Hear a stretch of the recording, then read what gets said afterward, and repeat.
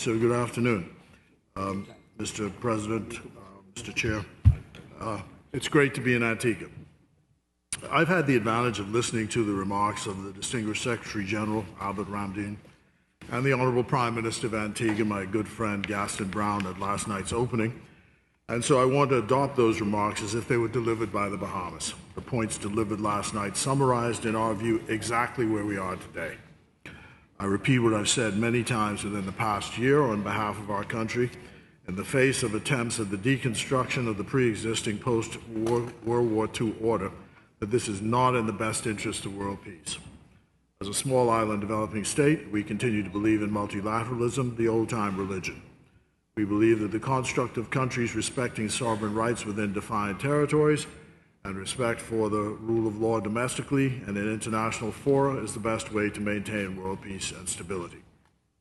In addition, we believe that the Universal Declaration of Human Rights, to which all members of the United Nations subscribe, declares that all people in the world have the right to leave their country and to return to their country. The corollary to this must be that you have a right to enter another country so long as you subscribe to the laws of that country, which laws should not be discriminatory or applied in a discriminatory manner, and so long as the individual is not a security threat. The obligation to to allow in others descends in particular on those countries that have voluntarily invited international organizations to host their headquarters in those countries. Representatives of those countries coming to those organizations should not face ideologically based decisions about their ability to represent their countries in those forums. We hope to bring these values to the OAS, an organization we believe in, and we have a candidate to show you our support for this organization. Her name is Marion Bethel. She's here.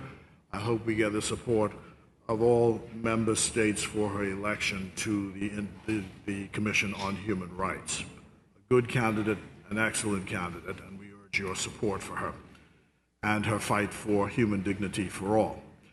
I look forward, following this assembly, to being in the Dominican Republic later this year for the Summit of Americas, on a bilateral basis to continue the close work that we have begun together on these themes across the sub-region.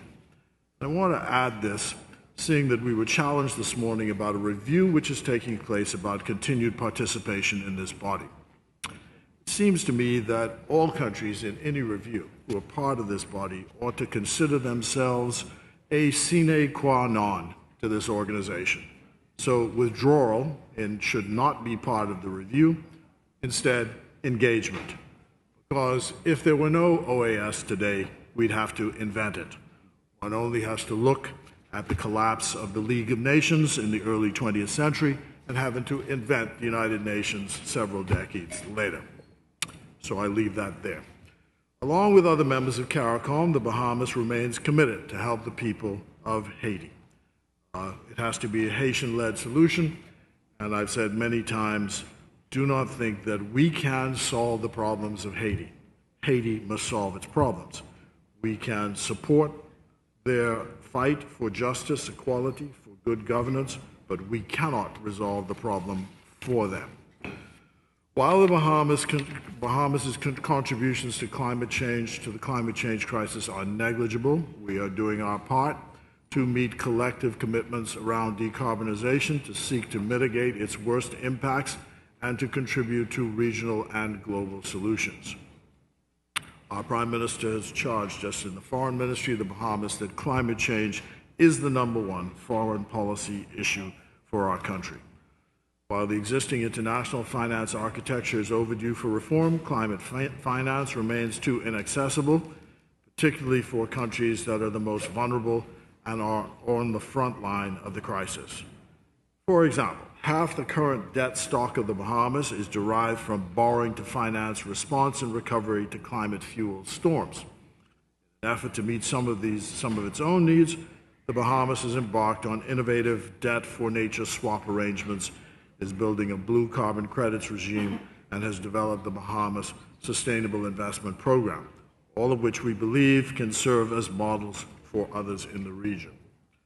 So the Bahamas believes that we are at a decisive moment on our collective quest to build resilient and inclusive economies across this hemisphere. As is the case with the climate crisis, shutting our eyes to the problems we face or changing the nomenclature we deem politically correct will not change reality. The only thing that will matter in the final analysis is the work we do to impact the lived and living realities of our citizens. The live and living realities of our citizens, particularly the most vulnerable amongst us. As a hemisphere still gripped by the legacies of the original sins of slavery, racial segregation, and native genocide, the Bahamas also believes that the Americas can and should lead the world on advocacy for reparative justice for persons of Afro descent, indigenous persons, and other vulnerable groups.